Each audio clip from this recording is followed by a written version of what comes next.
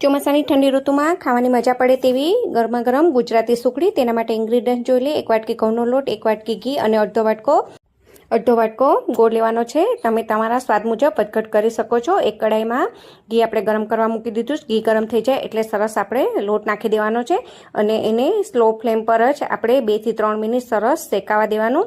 પેલા લોટ ભારે થઈ જશે.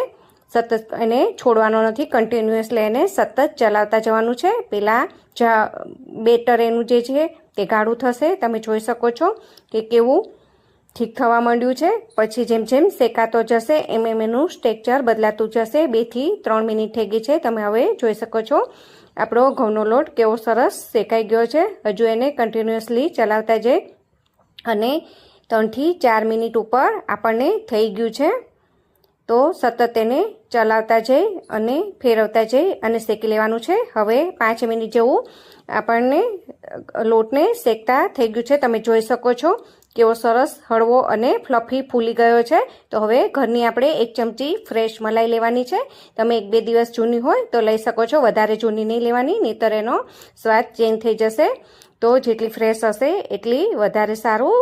સતત મલાઈમાંથી જે થોડું ઘણું મોઇસ્ચર હોય તે બળે ત્યાં સુધી સતત એને કન્ટિન્યુઅસલી સ્લો ફ્લેમ પર જ આ બધી પ્રોસેસ કરવાની છે ફ્રેન્ડ્સ. તો જ સુખડીનો ટેસ્ટ ખૂબ જ સરસ આવતો હોય છે.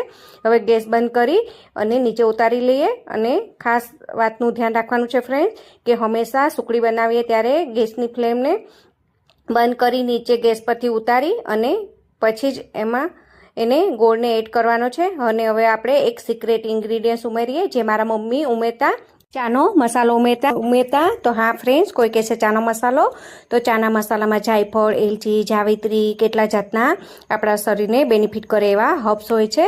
તો ચાનો મસાલો એક સિક્રેટ ઇન્ગ્રીડિયન્ટ છે. અને બાકી રહેલું હવે આપણે ઘી પણ એડ કરી દઈએ અને સારી રીતે બધું જ આપણે હલાવતા જઈ અને મિક્સ કરી દેવાનું છે. અને કન્ટિન્યુઅસલી સતત હલાવતા જવાનું એટલે આપણે ગોળ સરસ મેલ્ટ થઈ જાય. અને એક પ્લેટમાં આપણે કાઢી અને કાપા કરી દઈશું. સરસ એના કાપા કરી દેવાના છે, કેમ કે પાછળથી કાપા કરશું તો એ નહીં થાય.